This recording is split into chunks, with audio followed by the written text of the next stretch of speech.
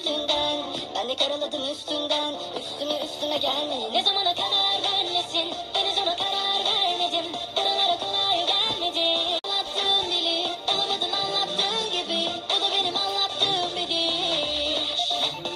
Ne zamana kadar benlesin? Henüz ona kolay gelmedi. Anlamadın anlattığım dili olamadın anlattığım gibi. Bu da benim anlattığım bir dil. Kız sen ne güzelsin.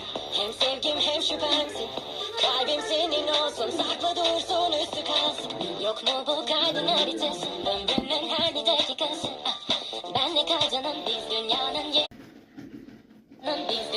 yedi harikası.